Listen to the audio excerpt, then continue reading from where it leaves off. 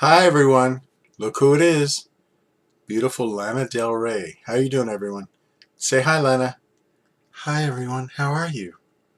Oh Lana, you seem a little bit more chipper than usual. Lana, you look a little bit, your face, everything looks so big and a lot of makeup on. What's that all about? Oh Bob, I'm doing a photo shoot to promote the new album. I thought I'd stop by here first. I hope you don't mind. Oh, I don't mind, Lana. Just so that we understand why you look the way you do. Anyway, since the last video I made, Love had just come out. You made a preview of Lust for Life, which I want to talk about, and some other things have happened. You were at Coachella, is that how you pronounce it? You were just watching, supporting Father John Misty, and I saw some clips of you with fans. That was great. And today I heard, Lana, I don't know if this is true, you're going to be playing, in theory, in New York, at Jones Beach, Long Island, where I grew up. I wish, I mean, I hope if you're touring the United States, I hope that you announce it all at once.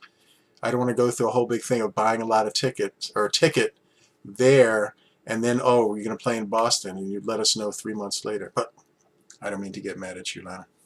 It's okay, Bob. I understand. The tickets haven't gone on sale, so we'll just have to see.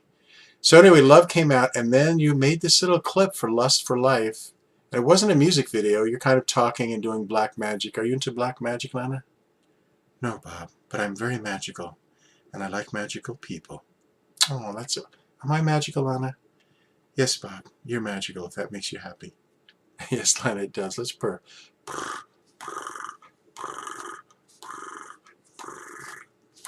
Oh, two magical cats. Anyway, so I just want to talk briefly about that little preview clip you made for Lust for Life. I don't want to talk about all the possible this means this and this, ooh, this means this. Just some things that I identified with. First, you're in the Hollywood sign and the H of the Hollywood sign. Now, I moved out to Los Angeles when I was, I guess I was 20. I grew up in New York. And probably within a year or so, a friend of mine that I met out there and we took a ride up to he drove up, and I don't know if we went up Beechwood Canyon is a road that goes straight up from Hollywood all the way up into the hills, or there's some other back way, but there's some access road. And we went up to the Hollywood sign, which was actually, when I went, it was part of the original Hollywood sign. Originally, I think it was called Hollywood Land. There was actually land on there because it was just part of a real estate development company, something like that. And then they took the land part down, and it just said Hollywood. And then I think in the early 80s, Alice Cooper got a bunch of people together, and they each bought letters because the whole thing was in disrepair. But anyway, we went up there, and the letters were huge. The thing that is interesting, from a distance, they look kind of like they're right next to each other, but they're on a mountain, you know, sitting on a mountain on the side of a hill, kind of. So they're kind of all staggered. And if I remember, it was a long time ago, they had holes in them, I think just for the wind, you know, to, you know, drilled them, and it looked like there maybe were rust marks and there's graffiti. But anyway, I did sit, I don't know if I sat on the H, I think I sat on the O or the D, but I took a picture standing right in front, or my friend took a picture. I was standing and I did like one of these, like a Bowie glam movie star shot, like, and I thought it looked really cool. And then when I saw the picture, I was like, ugh, it looked like a bozo. But unfortunately, that's been lost to time. So that's my little Hollywood sign experience.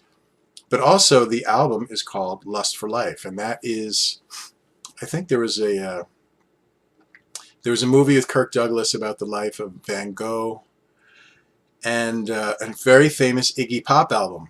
And I was a big Iggy fan, a big Bowie fan. So speaking of Iggy, when I first moved out to Los Angeles, probably around the same time period, maybe a year or so later, I don't know if it was 76, 77, 78, Iggy played at the Santa Monica Civic Auditorium. And Blondie, you know the group Blondie? Oh yes, Bob, I love Blondie. Yeah, Debbie Harry is so great. She's like the perfect pop star. She's got a great voice, and her look, she's just like the coolest. She really is got it all. But anyway, Blondie opened, and this is after they only had one album out, I think. This is way before Heart of Glass or Call Me or any of those big songs. They opened it. Also, David Bowie, who was friends with Iggy, was doing a thing where he's trying to be a little low profile. So he actually played keyboards for the tour, the Iggy tour. It was Iggy show, and Bowie was just kind of, which was unbelievable. So I was like right up there. Bowie was on the right side of the stage, and I was screaming Bowie, Bowie, and acting like an idiot, whatever. And I remember too. I don't know. I think it might have been the same weekend. Blondie may have played at. There's a place called the Starwood, and I've seen them at the Whiskey. The Starwood, I'm sure, doesn't exist anymore. That died out. But anyway, they're in one of the local papers. It said Blondie will be appearing at, for like a meet and greet at Peach's Record Store, which was on Hollywood Boulevard. That doesn't exist anymore either. So I went there, and it was like Debbie Harry, and I think maybe a couple guys in the band, and I think Rodney Binghamheimer, I think his name is. You have to Google him. He's a L.A. standard. He promoted rock acts. He had a radio show called Rodney and the Rock. He's like a Hollywood legend. He was there. So anyways, it was like 2 or 3 other fans. This is in the early days, really, of Blondie's career. So I was talking to Debbie Harry, and I was like, wow, David Bowie, what do you think? And she wasn't that overly familiar with him. She's actually older than she looks. So I was probably 20. I think she's probably got 10 years on me. So she knew of, obviously toured with him, knew of his stuff, but not, wasn't a hardcore fan. And she goes, oh, he's incredibly sexy. And I remember being at Peach's Record Store, and they have all the albums, and you just go to whatever artist you wanted and look at the albums. And we were looking through the Bowie records, and there was a couple that she hadn't seen, and she was like, oh, this is a cool picture. I mean, it was really unbelievable. And then I remember I asked her, because I'm at concerts, and just even there's young women who would wear a black jacket and have like this platinum blonde hair, like emulating a Blondie look. What is it like to having people trying to look for you? And she said it was a little strange, something like that. She wasn't trying to promote that. It just happened. So it's kind of a cool memory. So, and I think I looked online. I don't see any footage of that show, the Santa Monica Civic. I mean, I think they were filming, some people were filming things, but it's not like today where there are smartphones or any of that stuff. So anyway, so that's my little Hollywood adventure, the Hollywood sign, and Iggy and Lust for Life and Lana. I'm sure when the record comes out, I'll love it. I've seen things online saying maybe the end of May, but who knows, Lana? Everything with you is some fan leaks something, and then some other publication picks it up as though it's gospel, and nobody really knows. And the same with this show in Jones Beach in Long Island. I don't know if that's really going to happen or not.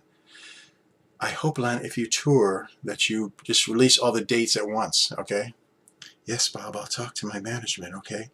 Sorry, Lana, I didn't mean to tick you off. Is there anything else you'd like to say, Lana?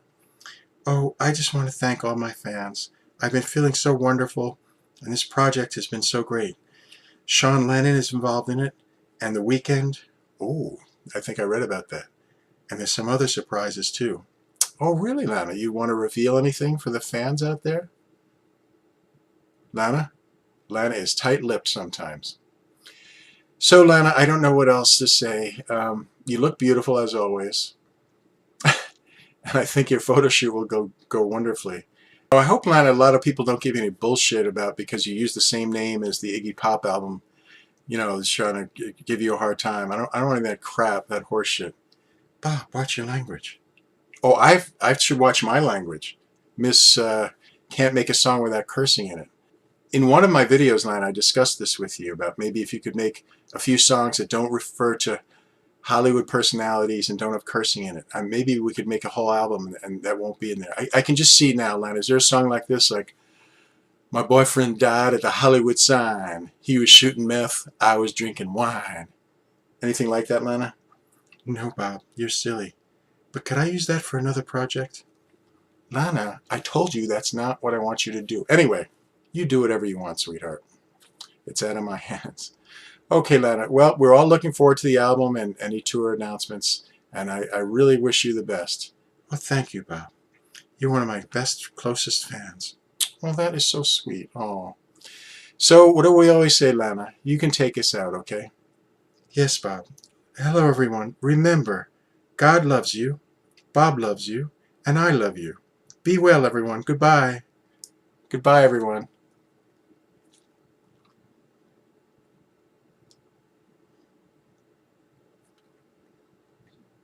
Bye.